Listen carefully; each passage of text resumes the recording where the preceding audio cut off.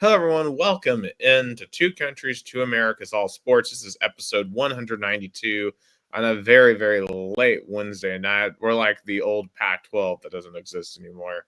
I'm Nick, live from Chattanooga, Tennessee, the United States. And joining me from Americana, Sao Paulo, Brazil, is Gus Tomazelli. Gus, how are you doing this evening? Well, I guess it's Thursday morning there. Yeah, it's already Thursday. I put a August 6th because in America it still is August 6th, but here in Brazil is already August 7th.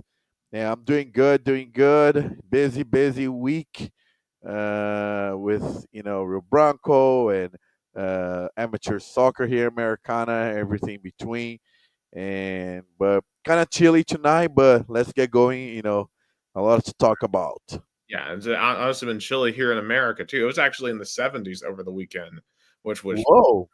for August. So some of the coldest August days that I can remember here in Chattanooga. But and in America, we're kind of in the quiet before the storm right now. We're kind of just now kind of in the weeds, waiting for preseason to start up this week. And football is really coming soon. But in any case, let's start down in Brazil, Gus, because it's a very busy week for your Rio Branco Tigers. And unfortunately, Monday night was that second half was I don't even know what to say about what happened there in that second half. That second half was the description of Rio Branco at Paulista Cup. We thought we were going good, up 2-0. Like, first of all, was the first time ever during the competition Rio Branco had the lead. And Mhm. for the first time in that competition, Rio Branco had a 2-0 lead. But deep down, I was like, are we going to hold the lead? Are we going to hold the lead? And when we conceded first, I was like, oh my God. Oh, here it comes. And somehow I knew it, and it come. Uh, Very questionable penalty. I mean, you're watching with the broadcast. I was on the field, so I didn't see at all. I thought it was a penalty after rewatching the play. I feel like it's a kind of play that the defender was a little bit um, uncareful. I feel like he was naive, and with Bronco tie, I feel like elimination it's inevitable. I feel like fortunately we ran out of chances. I mean, there's still a possibility, and I wanted to believe that, but the performance from the past 8 games tell me otherwise. Unfortunately, this team didn't click. The coaching change maybe was maybe a little bit later than it should. I don't know, but I mean, they just look undisciplined. They look undisciplined and like they're unable to generate a ton on the counter, and they seem really susceptible. I mean, it's just not a recipe for success. Like the Rayo Bronco that won the title last year was opportunistic. They were able to make magic happen. And even the year before, when they went deep, they were able to make magic happen. And it just, there is no magic here. yeah, and even the team that almost got promoted this season, they had some players that had juice, that they had something to prove. They had fire. This team, because I feel like it's two ends. Like this roster is an extreme of veteran players, and the other extreme two young players. I feel like even in any sport, NFL, NBA, MLB, soccer, there's gotta be uh, a um, a synergy, like kind of a recipe. I feel like there's gotta be veterans and young, but there's gotta be that middle, that like a player that has been in the league for like or has been in the pros for 6, 7, 8 years, that has seen it all, that he still wants to prove, that he's still like, that kind of player that, you know, wants a chance, but he's been in the league. Because those players are the kind of, players that you feel like you tend to bring balance on any team, not in soccer, not only soccer.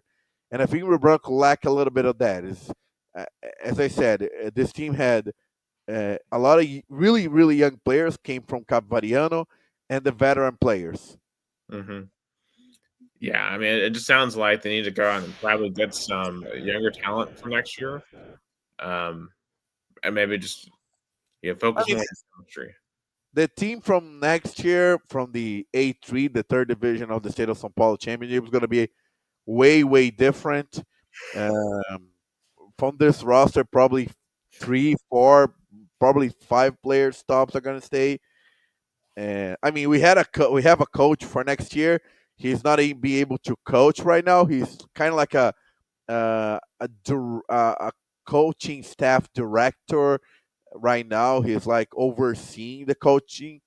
The it's so funny. It's kind of it's like if, for example, in the NFL, you a coach couldn't coach more than one team from a season, and a coach is fired mid-season, and another team fired their coach. And let's give an example. Let's say Kevin Stefanski is fired. Um, uh, Sean Payton is fired from Denver Broncos on week 8, and then the New Orleans Saints wants to hire him back on week 14. But the NFL, like hypothetical, had a rule that he couldn't coach on the field for two teams this next season. So then the Saints hire Sean Payton as like director of football or director or like coaching director. He's like coaching on the booth but not on the field. That's like kind of Or like, what's the point of the role? Like that just seems like the team should be able to hire whoever they want to coach. yeah, it's the rule the teams approve when they sign their approval from the uh, from like saying okay to the championship rules. I mean, the teams decide. I mean, the majority decided that that's the rule. That's the rule. Yeah, But I got the point. I mean, Real Bronco had at least thought about a step for not for this championship for next season, which is important as well. And he seems like a great coach, especially for next season. But let's see. Friday, I mean, I guess for me tomorrow, the last chance for Bronco has, but clearly, and I mean, I can put the Paulista Cup table, but basic. Rebranco is bottom of the group, 4 points. So Rebranco basically right now has to win. Has to win. There are two last games. back If they against, what? back against the wall. Yeah. If Rio Branco ties um, tomorrow, they are eliminated. I just saw that. If they tied on Friday, not if they lose, they tie because then even if they won in the last round, and they they cannot surpass Guarani because Guarani has 2 wins and Rio Branco has none. So if Rio Branco ties the game on Friday, they are eliminated. Mhm. So they Man, basically have to win the next two games and and hope that Guarani and São Bento ties on Monday. yeah,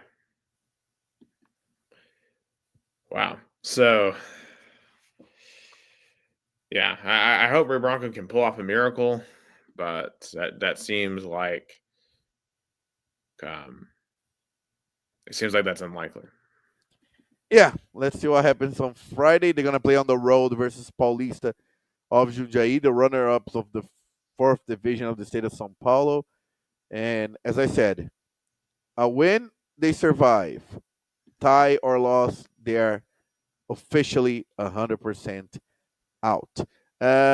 Brazilian Cup had their round of 16 second leg games, six of them. The biggest game for me, the Derby, Palmeiras and Corinthians. And again, Corinthians eliminates Palmeiras. Like in the Paulista Championship, Corinthians came out on top 2-0 against Palmeiras.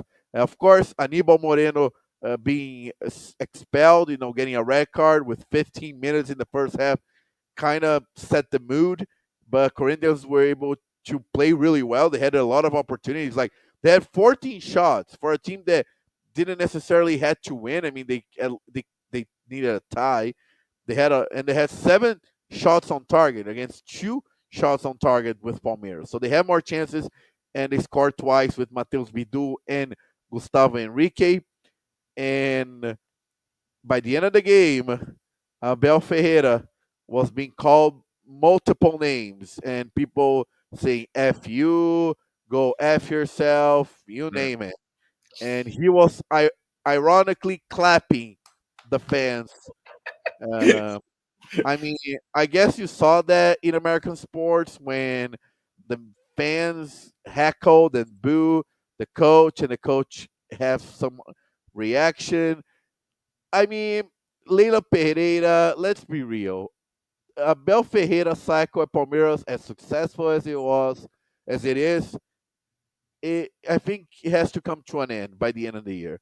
I Mhm. think Abel Ferreira uh, didn't uh, because this team, Abel Ferreira was able to replace players with a lot of precision.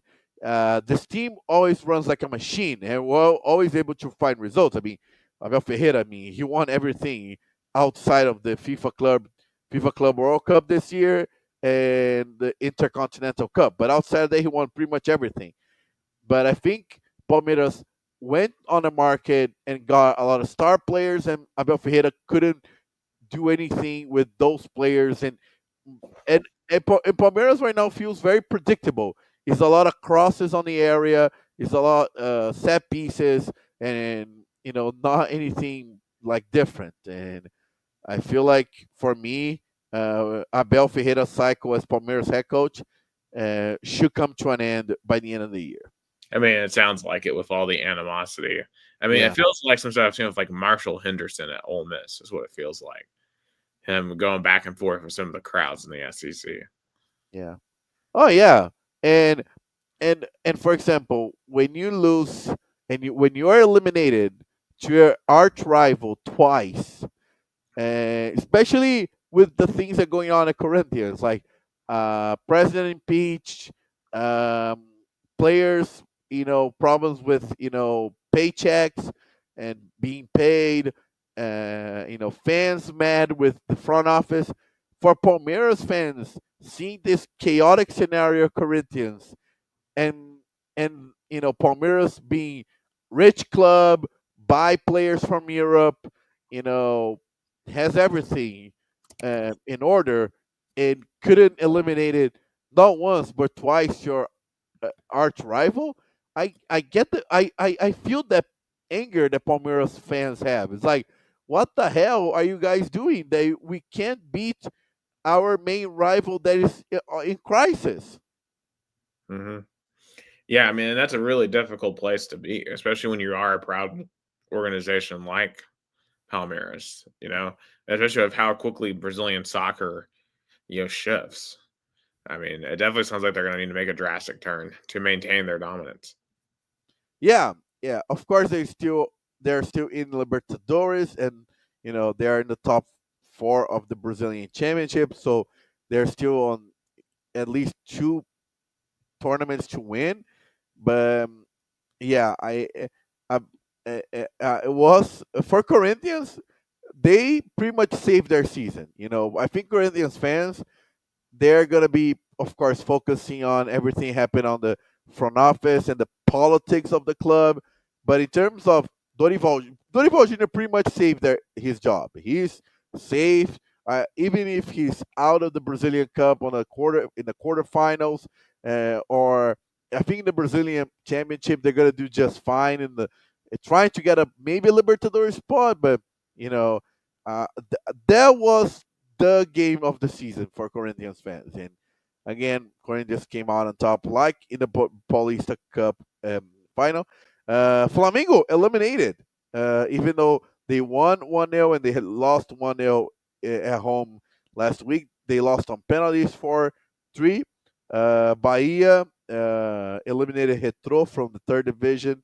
Fluminense eliminated Internacional. Red Bull Bragantino eliminated by Botafogo. And the game I broadcasted, São Paulo eliminated. But the play that kind of decided the game, the goalkeeper of São Paulo was expelled, red card with 2 minutes. So São Paulo had to make a change, put the backup goalkeeper. They were able to survive, then to keep the 0-0. That would have given them the spot on the next round, but Atlético Paranaense was able to get the goal, and on penalties they were able to advance for the quarterfinals. And tomorrow, the last two teams for the quarterfinals are going to be decided: Vasco da Gama, CSA, CRB, and Cruzeiro. So yeah, pretty wild night for Brazilian Cup. And last but not least, Brazilian Championship. But it was very uneventful because the a lot of teams were focused on the Brazilian Cup, so they had a lot of teams play with backup. The interesting side, Neymar scored twice on Monday against Juventude. Santos won 3-1, and they are out of the relegation zone, but only 3 points above Vasco da Gama. So Santos fans were happy to see Neymar playing a good game, scoring twice, and we'll see if Neymar can keep up this performance. That's what at least all Brazilian fans hope for. So Neymar keep playing well, so he's ready for the next year's World Cup. Hmm. Yeah, and yeah, we're getting closer and closer. We're less than a calendar year at this point from the 2026 World Cup. But with that being said, let's switch it over to the American side of things, where we're going to stick with soccer real quick. But obviously, there's been a lot of consternation, right, about the U.S. men's soccer team and its performance or lack thereof. Uh, People wondering how can the U.S. become great? Now, Tom Brady had his own take earlier this week on a podcast, saying, "quote We need our own Lionel Messi or um, you, who's the guy that plays for Real Madrid? The Yassel? Cristiano Ronaldo. No, yeah, Lamine. Oh, Lamine Yamal. He plays for Barcelona. Yeah, Barcelona. Anyway, so he says we need one of those players. That what basically his argument is: if we can just get one of those players, um, that'll fix that'll make soccer in America more popular, and it would fix the team. Now, Gus, you obviously you're more of a soccer expert than me, but even I know that's not how soccer works, right? Like one I super doesn't fix everything. I saw a take on Instagram about American soccer. Let me see if I can find it. I saw on Instagram. I thought I shared with myself. I kind of want to find because I thought it was a really interesting take. Oh boy, I think I lost it, but the take was from the guy I was watching is that soccer in the United States is the way it is because from the youth to almost the pro, and he made an argument even pros is a rec league, not a engaged league. Is everything designed to be recreational, to be entertaining, not competitive, like football. In America, football it isn't seen as a rec sport. It's seen like a competition sport. From flag football, youth football, middle school football, high school football, college football to the NFL is competition. I mean, you're grinding. You don't see that in American soccer culture. You don't see grind. You don't see that, competition. You see us more like, maybe in the women's side, I guess women embrace that, and that's why they're successful because they see that sports like let's take it our own. Like we can't play. We don't have. We. I mean, there's no football league for women. There's no baseball league for women. I mean, there's softball, and the WNBA. And college women's college basketball. I mean, of course it now is getting more attention and more respect than ever, but that wasn't the case 20 years ago. So I guess that's why the women's soccer culture developed. But I like the point of the Then guy. you have to remember there's a lot of countries in the world where women just aren't allowed to compete at all, right? So there's just less competition. Yeah, that's a great point. So, but I like what, and it made me think, and that was I always thought about is that men's soccer culture in America is a rec sport, not a competition sport. Mhm. I And agree with that, right? Like, and a lot of that comes back to MLS, right? Like, the fact we don't have promotion and relegation, the fact that it is built more on the NFL model. I mean, it just for soccer that just does not work. I don't know if you've seen Gus the atmospheres in Vermont, the Vermont Green. It's like fourth division soccer, but those are easily some of the most passionate soccer crowds I have seen in America. oh, I gotta take a look at it. But see, that's the point. Is that you know, and what is the point of them being passionate and they cannot have, for example, a Wrexham? The Ryan Reynolds team, is it Wrexham, right? Yeah, yeah, I mean, what is the point? Like they have all the passionate fan base, they have the infrastructure and everything, and they cannot be rewarded unless they find an investor and spend money on a big stadium. That shouldn't be the case. Like you should be rewarded from the things you did on the field with your fans, not having an investor. And of course, money is important, but it can't be what guides you to success in soccer. It has to be a factor, not the factor. hmm yeah. But like this statement, "We need our own Messi," highlights the fundamental understanding. Like we think about soccer like we think basketball. That like, oh, if you can just get LeBron, everything's going to be fine. But soccer doesn't work like that. You know, like you have like look at Mo Salah. I mean, great player, you're at his peak, one of the best in the world. But like, you put him on Egypt. Egypt did nothing in the 2018 World Cup. I mean, it was a miracle for them to even get there because he had no help. you know, Yeah, soccer is even more uh, collective than basketball. I mean, of course, basketball. If you have a really like a LeBron, it makes a difference because it's six players. But you have to compare with football. I mean, you can have the best quarterback in the world. If the O line stinks, what's the point? Like you have like a Patrick Mahomes with a really bad O line. I mean, we've seen that in the Super Bowl twice, and he got blown out both times. Yeah, yeah. So, you know, and the same deal with soccer. So I don't know why Tom Brady's trying to commentate on soccer. Clearly, he's not. I know because he has some soccer experience. I mean, he was married to a Brazilian, Gisele Bündchen. He went to Brazil to watch some games. I remember he went to Grêmio game, so maybe he is have some perspective on what he's seeing. And if you talk about Lionel Messi played in 2006, 2010, 14, 18 four World Cups that he was successful. That he even in 2014 he came really close and lost, and Argentinian fans were like fed up with him, and he finally break the curse and won it all in 2022. So it took a while. So it doesn't matter you have a great start, and like it's so funny that Messi prime wasn't when he won the World Cup in 2022. Messi's really prime was between 2000. It was the 2014 World Cup, like that cycle, 2011, 12, 13, and 14. And he wasn't able to win it all. Right, because he ran into a machine in Germany. Yeah, I mean, even then, I mean, they took him to overtime, but or extra time, but yeah.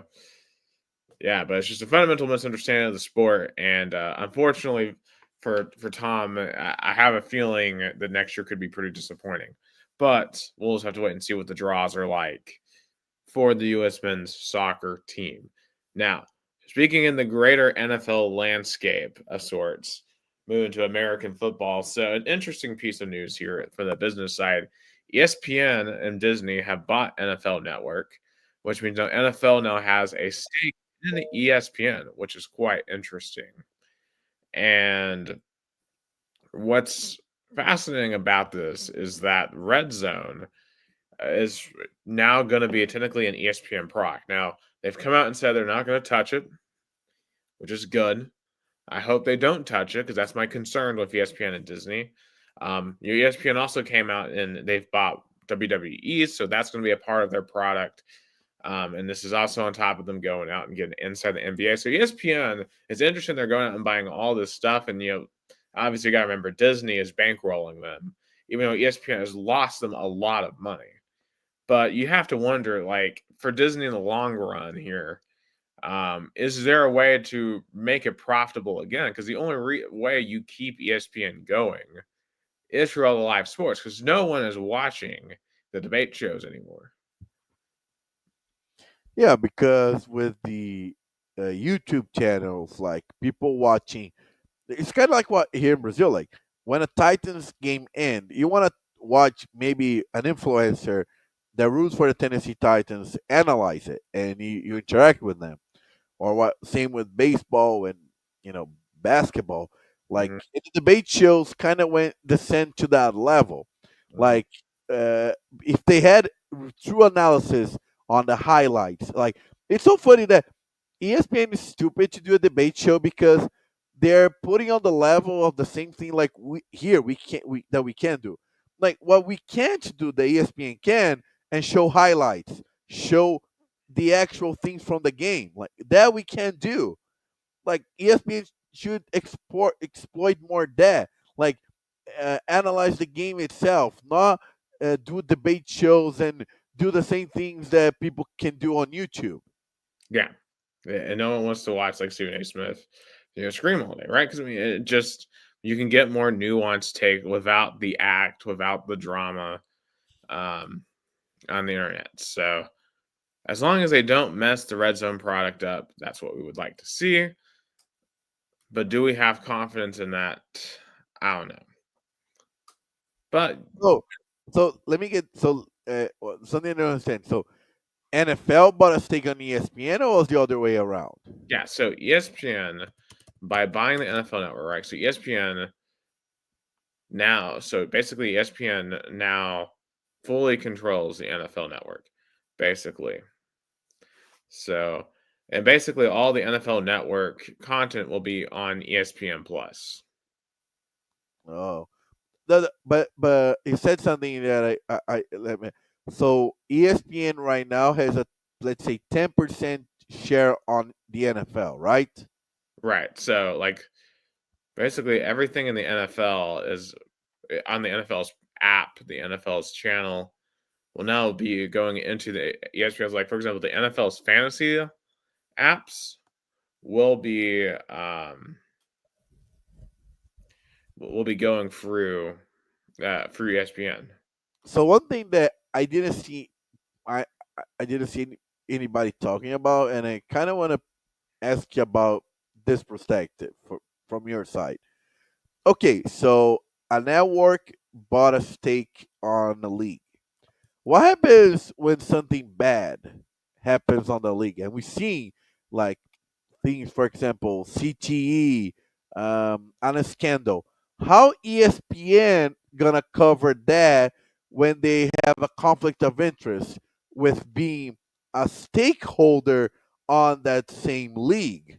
That's a good point. I don't Like, think you can see ESPN as a neutral party anymore when it comes to covering the ESPN. I mean, I think all of ABC News at this point, right? Like being owned by Disney, you can't view them as a partner because the NFL is now a part of the Disney empire, technically. yeah, like uh, it, it, I mean, correct me if I'm wrong, but I didn't see anybody on American Brazilian media raising that point. Mm. That I'm not advocating against it, but I I'm curious to see when something come up negatively from the league. Let's say a scandal like that we've seen many of times, like you know uh, something like influence bad, like maybe Roger Goodell does something like that. But I don't know, like a scandal with the league, like how not only ESPN but ABC, like the Disney conglomerate, Mhm. will take that into perspective. Like, How are we gonna cover that? Like this negative side of the league that we have a stake on it. Hmm. Yeah, absolutely. And I'm curious, how will the relationship of CBS and Fox and NBC, how do those move forward? And of course, Amazon Prime now, it's going to be fascinating. But the NFL is such a monolith that ultimately the other companies are going to want to maintain their portion of the pie because Oh there's yeah, no product that comes close in live television than the NFL.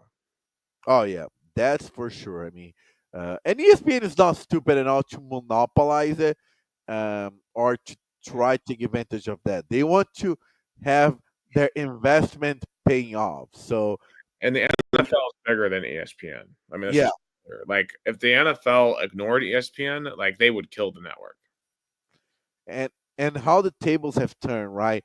Like 30 years ago, uh, the leagues needed the networks badly, but with everything that happened, with like cable and social media, like maybe, and it's gonna take a little while, but I can see in 20, 30 years, like you have the leagues having their own channels, broadcasting their own games, and you know, and then yeah, sports channel become pointless, at least in America. Yeah, I could definitely see that future for sure.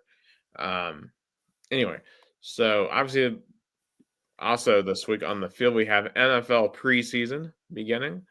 A lot of the teams open up this week, and really, obviously, with preseason, right? Like, you're not going to see a lot of the starters play. But, for me, right? Like, obviously, I'm most interested to see the Titans play on Saturday night against the Buccaneers. And that will be the first time we get to see Cam Ward in game action. So I'll be curious to see how much of him we see. I was here maybe a possession or two. Apparently, we should see Hendon Hooker play some against the Falcons on Friday night. And what's interesting about that is the Lions played Kyle Allen at quarterback over Hendon Hooker in last week's Hall of Fame game. And Kyle Allen was horrific. Threw two interceptions in the first quarter. I don't know why he's in the league. He's terrible. But yeah, I mean, obviously, Do you know a game that I'm curious to really would be curious to watch in this preseason? mhm, The Cleveland Browns, because the Cleveland Browns have the most interesting quarterback rotation in the league right now, from Shadul Sanders to Joe Flacco. right. And they play on Friday night in Carolina. And that game's on NFL Network, owned by Disney. So Yeah, I'm not surprised they're putting that on, like, national television, because a lot of people would be like, "Who's what quarterbacks are gonna take a snap at it? Is it gonna be Shadul Sanders? Is it gonna be the other? The, well, Dylan Gabriel, but Dylan Gabriel's hurt right now. Apparently, you're not. Apparently, Kenny Pickett is hurt right now. So you're going to see a lot of Shador. yeah. So I guess if Shadur Sanders needed a something to go for him, I mean, two competitors are injured, so right now a lot of people are gonna be watching him on Friday. Yeah. So and like all the other quarterbacks are sitting, so he should play the full time. So there'll be a lot of eyes on Shador Sanders. And speaking of the Cleveland Browns, today is the NFC or the AFC North. So perfect segue to talk about Cleveland, and let's start with them first because they're easily the worst team in this division. I don't think that's going to change. The quarterback situation is a mess. Obviously, they had invested $244 million into Deshaun Watson, which I think we can easily say was probably the worst single deal in the history of the NFL. Um, in terms of what they got back for it. Obviously, with the public response due to what he was alleged to have doing, and it seems like he probably did with the massage therapist down in Houston. And obviously, the production on the field was not good, and just an outright flaming disaster in Cleveland in the last couple of years. I mean, is there any hope for Cleveland here? Because now you're starting 40-year-old Joe Flacco probably at quarterback. And I just don't think he has much left in the tank here. Nick Chubb has been hurt. There's no way he's still your running back. And you drafted Kinshawn Junkins, who got arrested in the offseason. So you have a Dylan Sampson, and obviously I love Dylan Sampson. He should have been a Heisman finalist last year, and I think he could be a really good NFL running back. But is he going to be enough to save the Cleveland Browns? I don't know. They still have Myles Garrett at least, but like Kevin Stefanski, and I don't think it's his fault at all. But yeah, just a bad organization. At the end, it all comes down to the front office and ownership, and as much as he is beloved in Tennessee, Jimmy Haslam, he is in the bottom of ownership in the league. Let's be real. Yeah, it's been very much a struggle, and in this division, I don't see them having any success.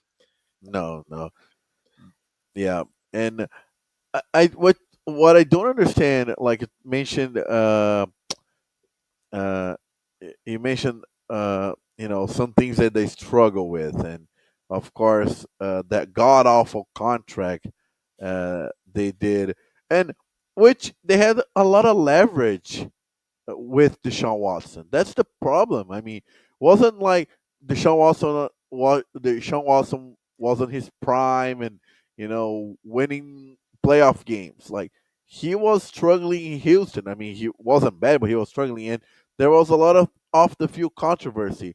So like it was ridiculous that they got the 100% guaranteed. Mm-hmm. Right, and he's played. I'm just looking this up. How many games has he actually played for the Cleveland Browns? He has played.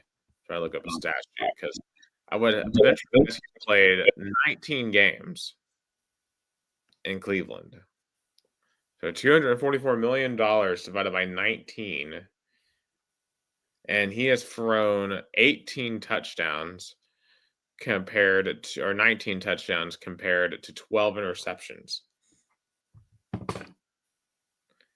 And it has won 7 games. Hmm. Yeah. I mean, just real bang for your buck right there if you're the Cleveland Browns. Yes, very much so. Man. Well, at least the other teams have something going for them, I guess. Now, Pittsburgh. Now, it seems like we talk about Pittsburgh in the same light literally every single year. They're just good enough to stay above 500 and sneak into the wild card most years, but they're never actually a serious threat. Now, they decided that they're going to give Aaron Rodgers one last chance to be a quarterback. And I saw a video of their training camp the other day, and Aaron Rodgers was doing one of those like footwork drills where like you're trying to avoid, being sacked, and he just looks so slow to me. I mean, being 41, having all the knee injuries, I just don't see him being highly effective at this point in his career. Yeah, I mean, I feel like I mean, the Pittsburgh Steelers. I mean, do you saw that Aaron Rodgers already struggling at preseason and at camp? So, and I feel like if the Pittsburgh Steelers of today, they were the team they have today was like 15 years ago, like they were the heavy favorites. I mean, Tom Mike Tomlin come off a Super Bowl win, and also you know uh, Aaron Rodgers as well winning. I mean, it's a lot of things from the past that worked in the past, but hasn't worked in a while. I mean, that's what the Steelers are. Is the coach and quarterback that are legendaries, but the legend has surpassed the accomplishments of today. Mm-hmm. Yeah, and I know they traded for DK Metcalf, but like I don't trust Rodgers being able to get it to him. And Will Howard, who they drafted as a rookie, He's already hurt in this preseason, so you're not going to see much of him this year. So if something happens to Aaron Rodgers, they're going to have to rely on Mason Rudolph, who isn't very good. Um, at running back, I do think, honestly, though, the Steelers, though, could have a really good running game. I think they made the right move letting Najee Harris go. So you're going to see Jalen Warren, who I'm very high on, and Caleb Johnson, the rookie from Iowa. Now, we do know that like the Steelers, they're going to have a very good defense. And obviously with TJ Watt leading the way, guys are Brian Jack Sawyer for the draft. You got Darius Slay in the backfield, Minka Fitzpatrick. I mean, this defense is going to be elite, and that's what Pittsburgh is. They're elite. They're elite. And granted, the offenses are going to have to score that much in most games to win, but they're going to be. They're only going to be exciting if you like to watch defensive football in ground and pound. They're an old school team that I just don't think it has much of a shot of winning. Uh, the Super Bowl, the division, but they're going to grind out enough games to where they're going to be in the wild card conversation because that's what Mike Tomlin does. And as long as he's making the playoffs, like the Pittsburgh is never going to fire him. It's like the Steelers are allergic to move from past success to new future. They are so cling to the past, and kind of like you know, uh, I feel like Green Bay had some of that, but like the Steelers even more. Like they're so paralyzed with moving from what worked, but clear is mediocrity. It's like as you point out, like Mike Tomlin has a chance to have another winning record and sneak in a wild card, and he's gonna keep that job. Mm-hmm. Yeah.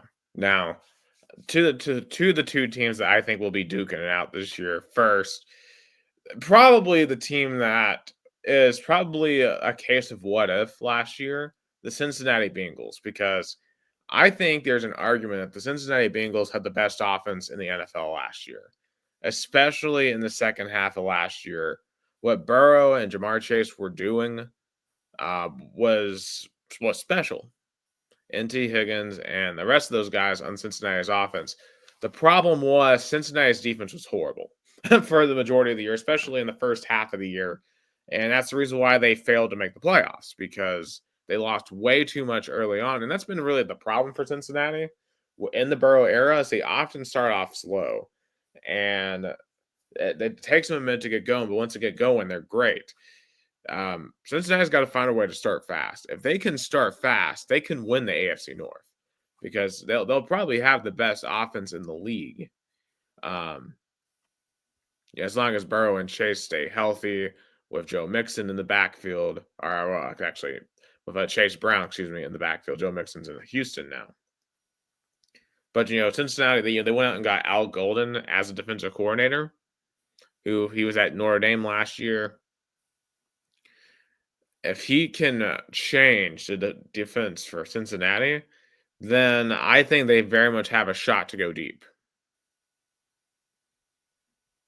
Yeah, I mean, and also the O line, something that the Bengals struggle in the past couple of years. They got a little bit better, but definitely the defense has to hold their part because, like, there, I mean, you can't have the best quarterback wide receiver duo, but they gotta have to play even better than they can because whenever they score, they always gonna feel like are the defense gonna do their part.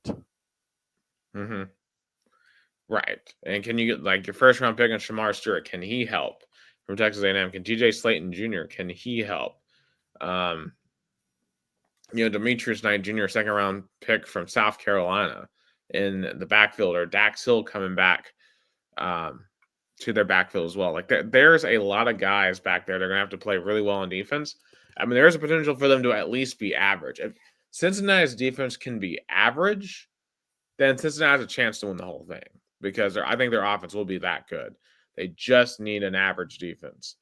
It almost feels like we're talking about like Oklahoma from a few years ago in college when we're talking about Cincinnati here, but that's how good I think their offense is. Now, obviously, the defending champion of this division is the Baltimore Ravens. And man, the Baltimore Ravens the last 2 years have been just so close, right? Especially 2 years ago when they hosted the AFC title game. It felt like Baltimore probably should have gotten it done that year, 2 years ago when everything was in place. Last year, they had to go to Buffalo and lost a heartbreaker there before they went and lost a heartbreaker to the Chiefs. And obviously, the AFC has been the Chiefs' dominion to run. But if any team can take out the Kansas City Chiefs, I mean, what more does Baltimore have to do to get it done in January?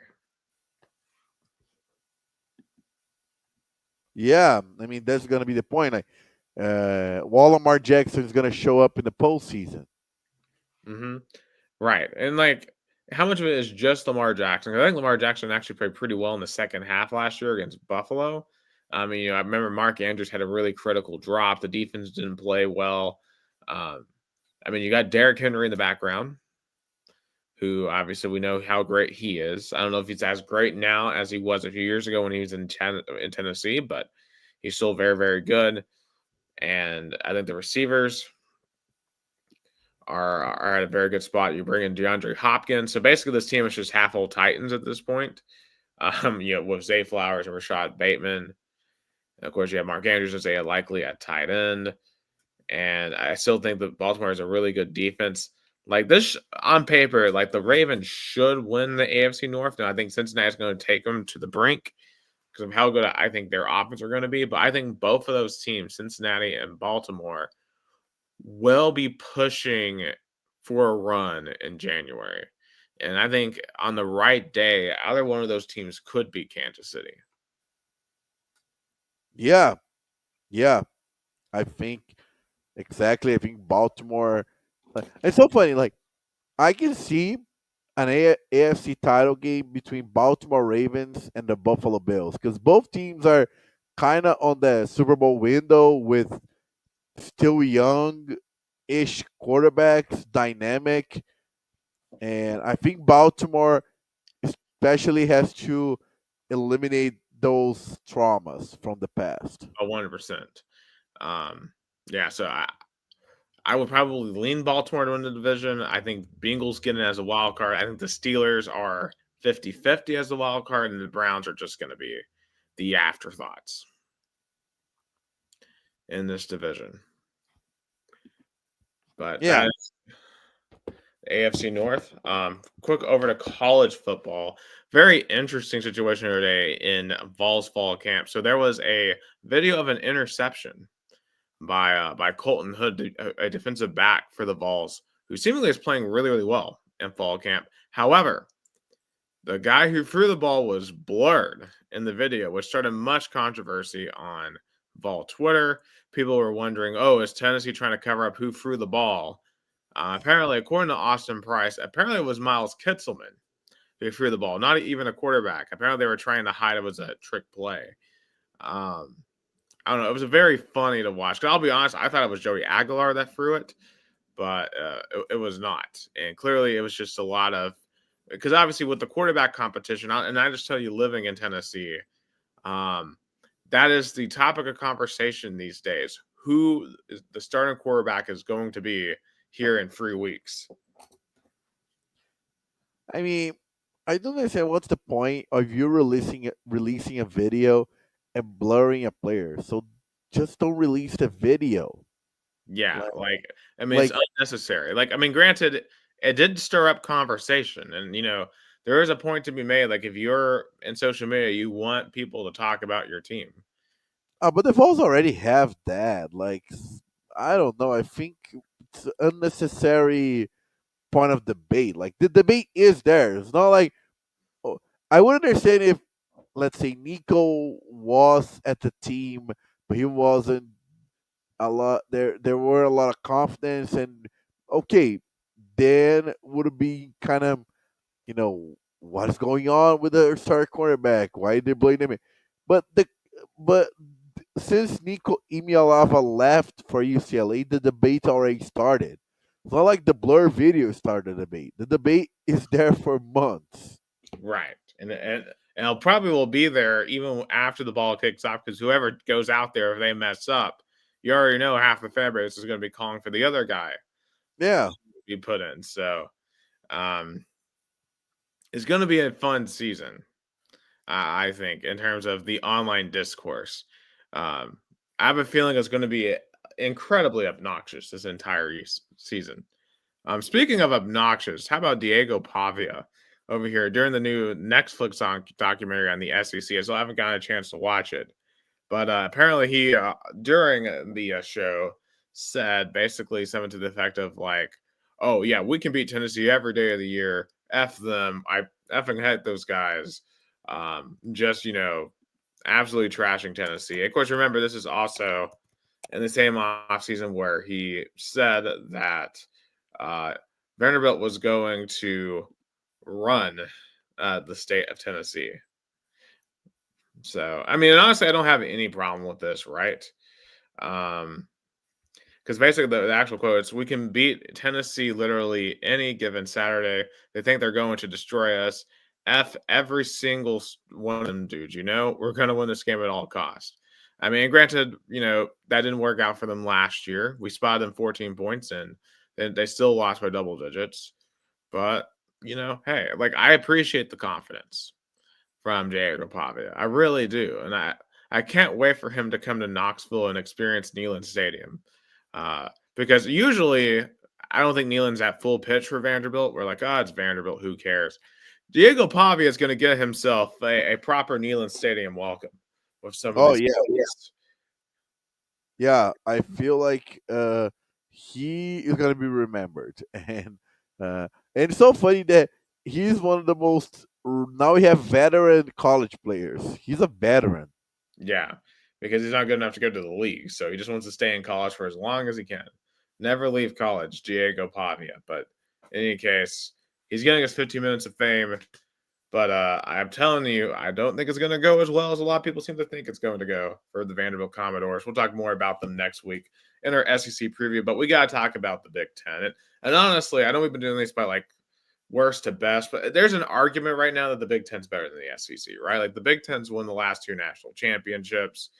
Um, and at least to me, I think when it comes to the Big Ten versus the SEC, I think the best of the Big Ten right now is better than the best of the SEC.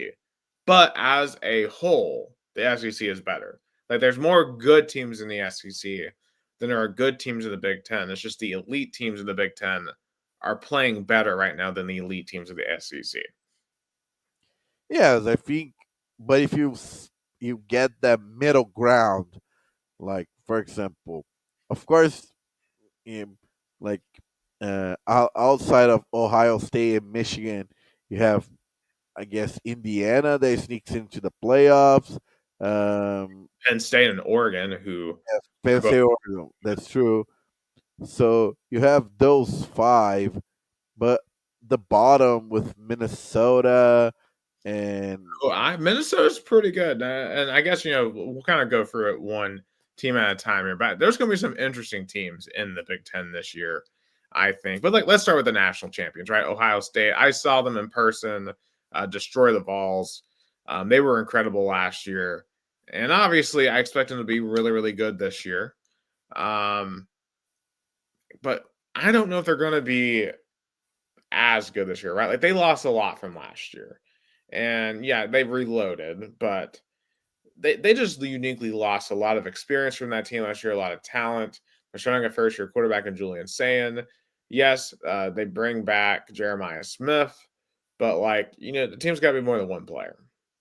And they don't have Kunshan Junkins anymore in the backfield, or they don't have Trevion Henderson anymore in the backfield. They don't have Jack Sawyer on defense anymore.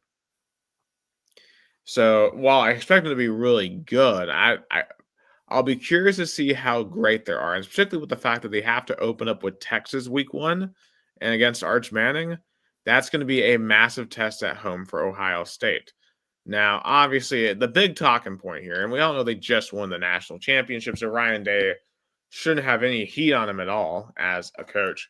But we all know the elephant in the room when it comes to Ohio State, that team up north, right? They've lost to them 5 straight years in a row, including that just inexplicable loss. Like to this day, it makes zero sense that Ohio State lost to Michigan last year. I mean, that's a result that should have never happened. And I think Michigan this year is going to be a lot better, primarily because I think they now have a quarterback. They went out and signed the 5-star Bryce Underwood, and I think he's going to give Michigan an actual passing attack. They've got him and Justice Haynes at running back. I do think they have some talented receivers and tight ends, and Michigan still have a really, really good defense because Michigan had a great defense last year. The problem for the Wolverines is they could not pass the football at all. And obviously, when you talk about the Big Ten, it begins and ends with Ohio State and Michigan.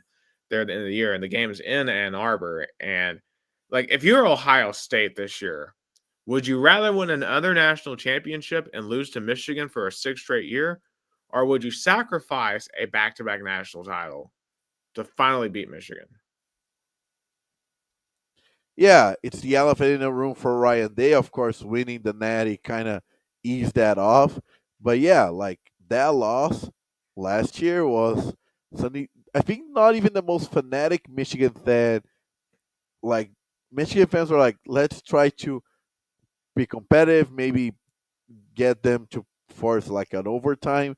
But winning it was the like surprise of of last year's college football season. Mm-hmm. 100%. And that's going to be a massive game. You know, the two defending national champions back to back in the biggest rivalry in college football. You know, those are going to be epic scenes. But obviously, those are not the only good teams, right? Last year's Big Ten champion, and it's kind of funny to talk about the defending champion third here, but Oregon. And Oregon was a very interesting team last year. They went undefeated in their first year of the Big Ten, proved that they weren't just a joke. They weren't just a Pac-12 outcast. They were legit able to walk right in and win the Big Ten.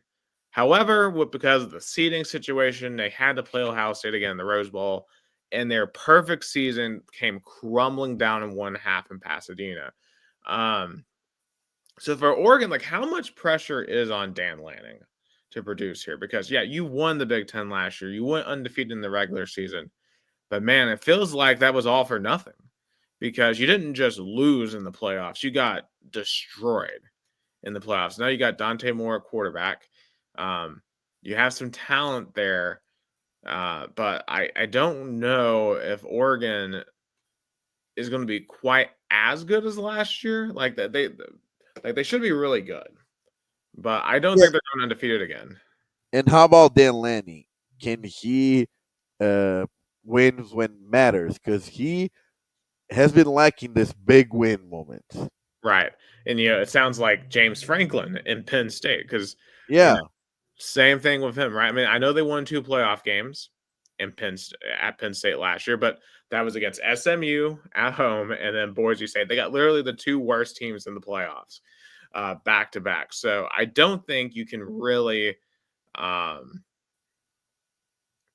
give them that much accolades. And of course, Drew Alar threw the game away against Notre Dame in the Orange Bowl. We watched that live on this podcast. yeah, Now, I will say this: if Penn State downfield passing game can evolve. And I do think they have some really talented receivers this year. Trevor Pena, the transfer from Syracuse, is one guy I'm really looking forward to seeing at Penn State. And of course, with Nick Singleton in the backfield for Penn State, him or Jeremiah Love are probably the 2 best running backs in the country this season. Notre Dame has a chance to finally do something this year with the defense that they have. They host Oregon in the regular season. They have to go to Ohio State. They have to win at least one of those 2 games. They have to find a way to get one of those 2 games to at least set themselves up to go to the Big Ten title game. yeah. I think James Franklin evolved last year. Winning those playoff games, it counted. Even though uh, Penn State fans probably they're like, okay, we trust James Franklin. He won back to back college playoff games, Mhm. but at the same time, can he deliver on the big stage? Can he, wins when not only matters, but when it's a rivalry game. 100%. Like beating Ohio State finally is some start. They haven't beaten Ohio State now since 2016. So that is, I think, one thing they need to look to achieve. Now, outside of the Big Four, and those are the Big Four in the Big Ten for sure. Who else do I think is the outside competitor? Now, obviously, you have Indiana who made the playoffs too. Now, if we're being fair to Indiana here, yes, last year was a great season for them, but their schedule was pretty weak. They didn't beat any team with more than 8 wins on that schedule last year. It's why are people firing fireworks? It's August the 7th. Anyway, yeah, that threw me off. Anyway, Yeah, I guess they're celebrating something for themselves. Or now it's, I guess, August 7th. So I guess, who knows? Like, I know that's not gunshots, but that's fireworks. Anyway, I was talking about Indiana, who had a lot of fireworks last year. They brought in Fernando Mendoza, the quarterback from Cal last year. Had a pretty good season. Will he be better than Quarters Rourke? We'll see. I mean, I think he has the potential to. But or Indiana's scheduled a lot harder this year. And I don't think they're going to replicate what they did last year. I mean, when we saw them against legit competition like Ohio State and Notre Dame, it didn't go well for them. They didn't belong on the field with elite competition. And I still don't think Indiana's quite there to belong on the field with elite competition. I think Illinois is a similar, like Illinois and Minnesota are in very similar positions to where I think those are going to be really, really good teams. Like you look at what Brett Bielema has built in Illinois, like there's a lot of preseason rankings that have them in the top 10, top 15 this year. Like I think, but I don't know if Illinois with Luke Altmaier quarterback, I don't know if they're going to be quite as good as what some people seem to think they're going to be. On the other hand, I think Minnesota has a really good shot of winning maybe 9 games this year and being competitive.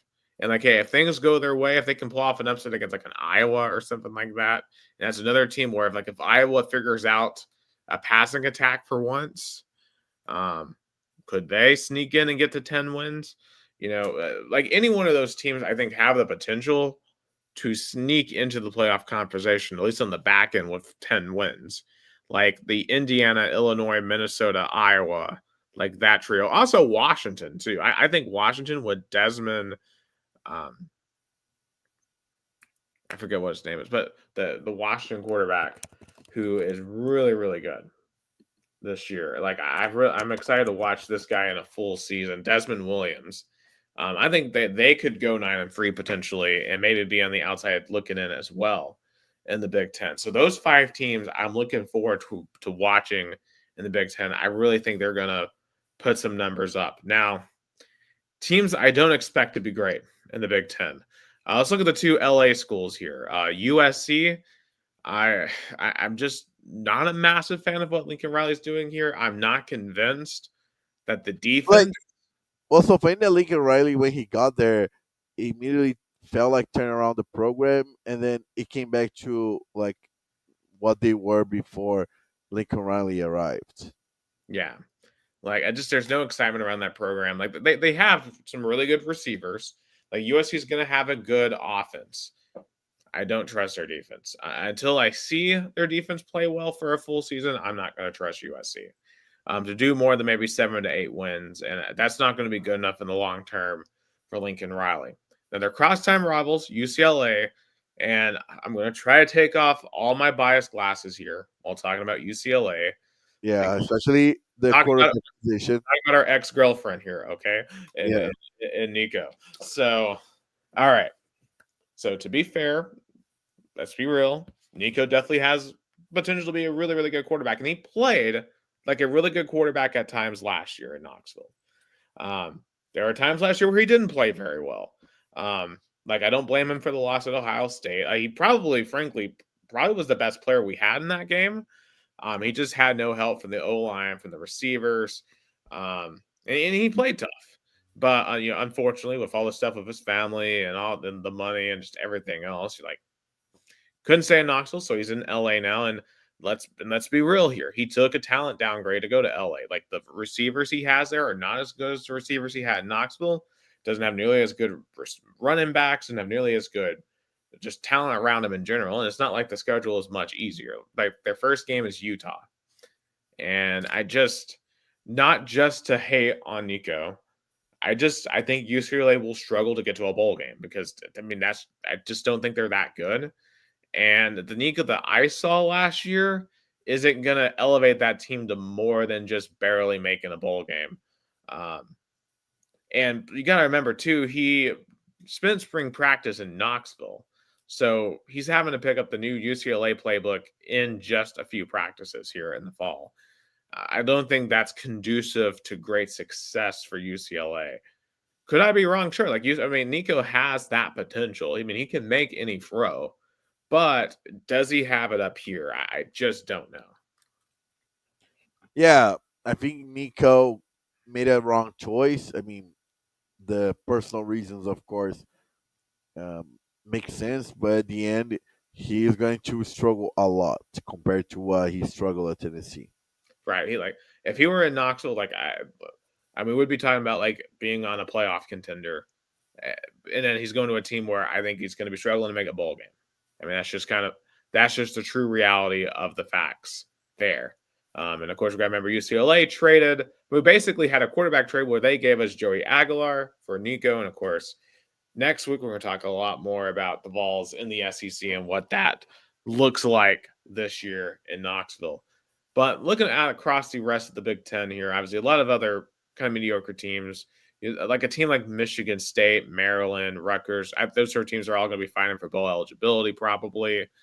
Purdue is just looking to get out of the basement with Barry Odom in his first year. I mean, last year they were probably the worst P5 team or P4 team in the country. Not very good. Wisconsin, Wisconsin's a team that used to be a contender like every single year. Right Yeah, now, I remember a couple of years ago, probably more like 10 years or so, they were one win away from going to the playoffs. yep. But that's not the case anymore. Wisconsin's not good right now. I think Wisconsin, their schedule this year is horrible. Like it is one of the hardest schedules I've ever seen, and I don't think Wisconsin is going to win more than a couple of games. Like in October, Wisconsin. So this year, Wisconsin goes to Alabama. They go to Michigan.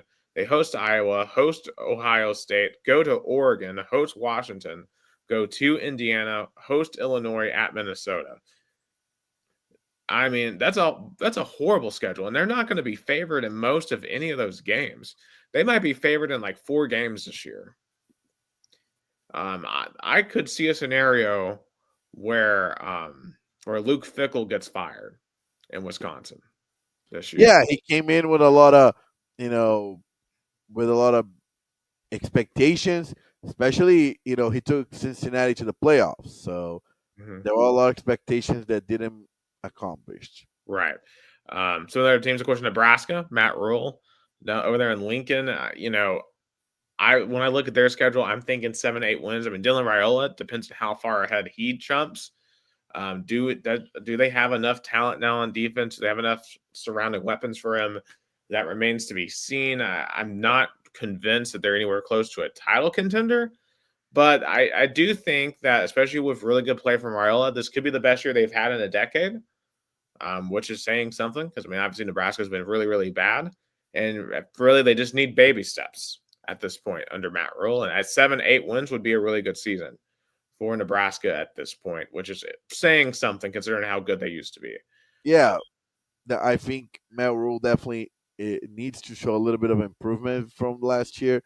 I think making a bowl game, but the Nebraska fans are seeing even teams that were failing alongside with, and they were able to do it. They can, but the fans took it over from themselves. Mm-hmm. Yeah, and I think the only team I haven't mentioned yet is Northwestern, who, they're not going to be very good. This is their last season. They're sitting by the lake, which is pretty cool. And I do like Preston Stone, the quarterback transfer they got from SMU, but it's just not going to change a ton for them. So, Gus, who do you think wins the Big Ten this year? Who do you think makes the Big Ten title game? For Yeah. me, I think I'm going to go a little bit bold here. I am going to go with Penn State and Michigan to make the Big Ten title because I have Michigan beating Ohio State again at the end of the season, and I'm going to take Penn State to win the Big Ten title. I agree with you. I'll go along that. All right, so we're both going Penn State, which means Ohio State will 100% now win the Big Ten championship. Yeah. Is Yeah. how this works. Anyway, some other brief notes here. The Braves, we're not making the playoffs this year because they're really bad, but hey, we won not the Battle of Bristol, but the Speedway Classic. So you put that in Louvre with Butch Jones holding the Bristol Trophy from 2016, the champions of life in Bristol. But like it was kind of a mess, guys. We were talking about this before the show, how much of a mess this game was with the rain. They were supposed to be played Saturday, but they had to delay it to Sunday. The crowd was like only half of what it was going to be. Just it's ironic because Bristol has had a lot of rain issues with NASCAR races in recent years. So it's ironic that they try to play another sport in Bristol and then have more rain issues. So I don't know. The Tri Cities are just a very rainy place, but still, like, I don't think Bristol's getting any more baseball games anytime soon. Yeah. The field, I guess, wasn't prepared for that much of a rain. There were some problems with food trucks and food vendors and merch and some and a criticism of the field being too far out for the people that were sitting on the top. I mean, but it was a good I don't know try. what they expected. What? I don't know what they expected. Yeah, I think it was a good try, but I don't see the appeal of going again. Yeah, like we play baseball in baseball stadiums, or if you're gonna do something special, do it like Field of Dreams. Like that was cool. Yeah, yeah. This, That so they had a and also Field of Dreams have a contest, a context. This one was just a um, uh, like some sort of a experiment. yeah, and yeah, hey, you got to experiment, but man, I don't know. I like Bristol more as a racetrack, although it hasn't produced great races so far. But I'm definitely much more of a racetrack fan than than this is a baseball stadium. But hey, at Yeah. least the Braves won an important game, I guess, this year. Although they're not going to do much of anything else the rest of the year. And we almost had a no hitter today from the Cleveland Guardians, but that got broken up in the ninth inning. That Oh, was that's a pretty shame. yeah. Also, the Blue Jays scored 63, had 63 hits and 45 runs in a 3-game series against the Rockies this this week. So pretty historic numbers there. The Rockies are just horrific. One of the worst teams ever in the history of baseball. Yeah. Last couple of topics here on racing. William Byron won an Iowa in a fuel mileage race that is kind of prompting controversy because basically people are wondering if it's too easy now for NASCAR drivers to save fuel because basically the crew chiefs can see exactly how much fuel they have, unlike before. And basically, it used to be a skill to be able to save fuel because you didn't know how much fuel you had. But now you I mean, do. now it's a different. I think now it's a different set of skills. It has to be your team strategy skill Mhm. of how are we going to fill up, like how are we going to use that. Like the thing is, oh, now there's a way to get to the information. Okay, it's more access to it, but the true thing is that what are you gonna do with that information about the field and use a good strategy? Yeah, um, it just seems interesting that this is kind of seems to be a science to it. But we've seen guys run out of fuel this year, so I mean, it's not they don't get it right all the time. I think what a lot of people are really mad about is the fact that he's basically max fuel saving. He isn't going hard, but he's still pulling away from those behind him, which makes zero sense.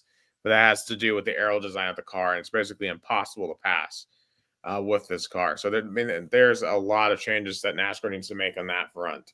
Um, of course, this week they go to Rockets Glen, which is a road course. Shane Van Gisbergen will be by far the favorite. We'll see if he gets his 4th win of the year on a road course. And the last thing I wanted to bring up was Kyle Larson on a podcast. he kind of went on. He made a side comment basically saying that the movie Talladega Nights from the mid 2000s made NASCAR look like a joke. And he thinks that NASCAR hasn't recovered from the Will Ferrell movie, which is an interesting take. I don't know if I necessarily agree with it because I think NASCAR has had a lot of other things happen to it that are beyond just the movie. But, you know, it's interesting to blame a movie for something like that. Oh yeah, yeah. It's weird to say the least. Yeah, and also just I guess on a side note in terms of movies, I watched a little bit of Happy Gilmore too. I was not impressed to say the least. I don't know why this had to be a sequel, but I just had no expectations for it anyway. But just while we're on sports movies, that was my take on that. But that is all the time we have for Two Countries, Two Americas, All Sports, episode 192. For Gus Tomazelli, I am Nick Hill. Have a wonderful Thursday.